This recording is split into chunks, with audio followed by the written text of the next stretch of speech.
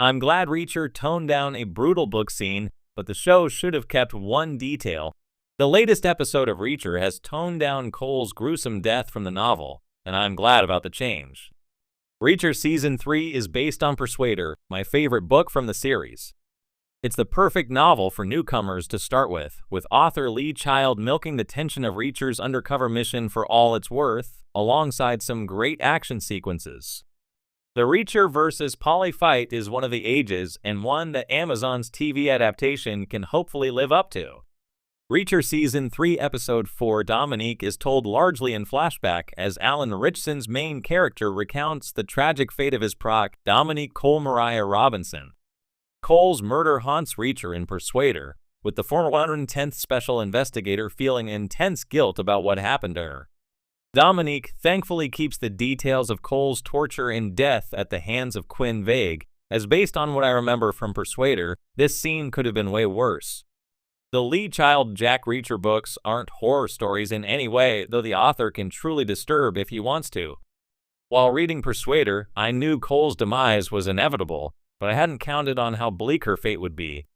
Quinn had strapped Cole nude to a bed, beaten her badly, tortured her, and then cut off her breasts.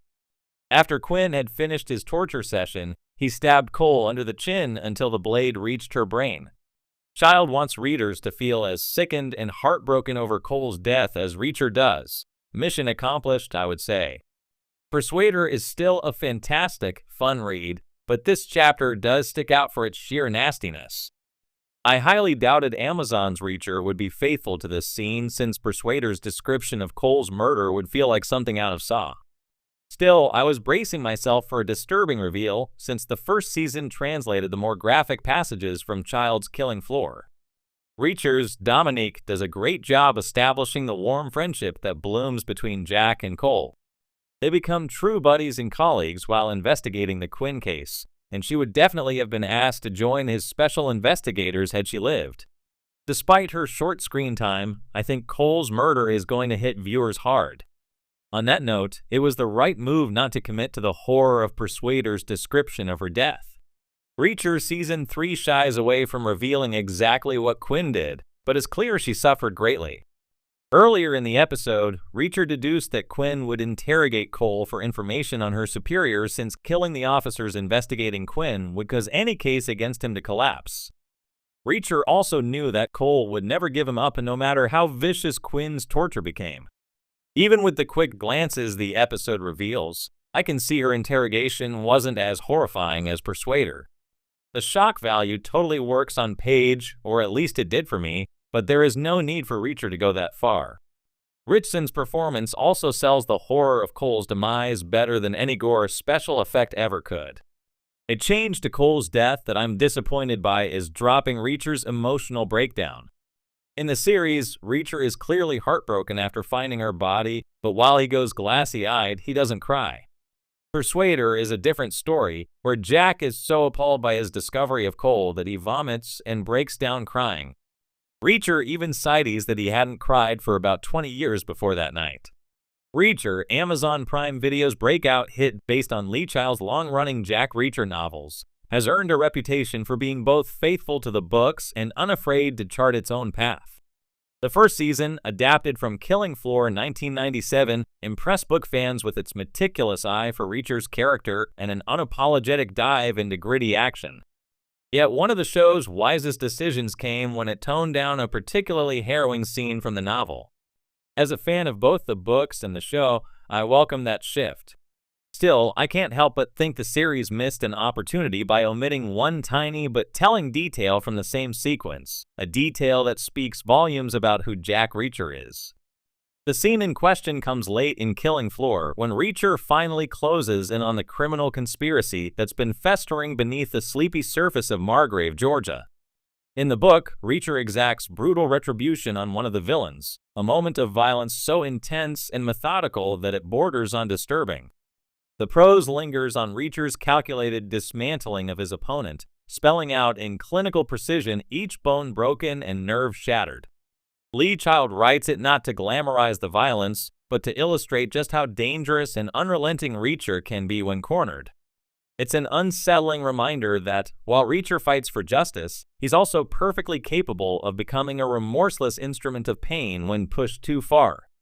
The TV adaptation wisely softened this scene. Alan Ritchson's Reacher is no stranger to dispensing swift, punishing justice, as evidenced by the now famous prison bathroom fight from the pilot, but the showrunners avoided crossing into gratuitous territory here. The climactic fight plays out with impactful choreography, yet it never veers into the prolonged torture-esque quality that the book hinted at. For mainstream television audiences, this was the right call. It preserved Reacher's formidable edge without alienating viewers who might balk at protracted, sadistic violence. However, there's one small detail from the book version of this scene that I wish the show had retained: Reacher's quiet, almost offhand calculation of how much force is just enough to end the fight.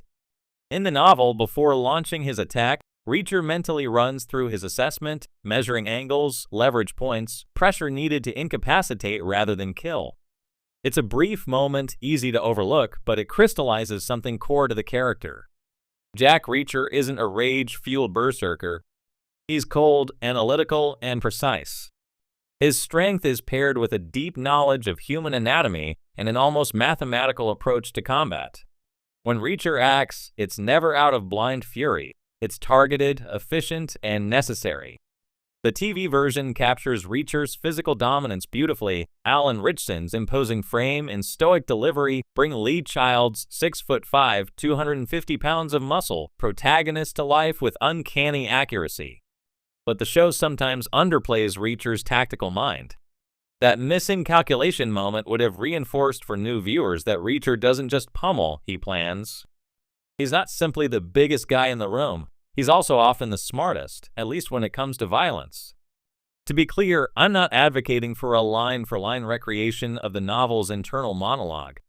Television is a visual medium, and endless voiceovers or exposition dumps rarely serve the pacing. But a brief beat, perhaps Reacher's gaze flicking to a weak spot, a subtle shift in stance, or even a quiet line like 2 strikes, shoulder and knee, and he's done, would have preserved that nuance.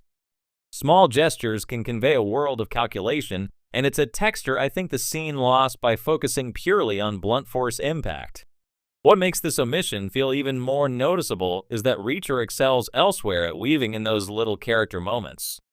Throughout the series, we see Reacher's powers of observation at work, spotting small inconsistencies in stories, reading body language with uncanny precision, and deducing entire backgrounds from a glance at a man's shoes. These flourishes remind us that Reacher is more than muscle. Extending that same attention to his fight choreography, emphasizing the thought behind the brawn, would have deepened an already compelling portrayal. Ultimately, though, I'll stand by the show's decision to tone down the graphic brutality of the scene. Part of what has made Reacher so accessible, even to viewers unfamiliar with the novels, is its ability to balance hard-hitting action with restraint. Alan Ritchson's Reacher is intimidating, yes, but he's also likable, not a cold-blooded executioner. By sidestepping the book's more disturbing extremes, the series made Reacher someone we're eager to root for week after week, not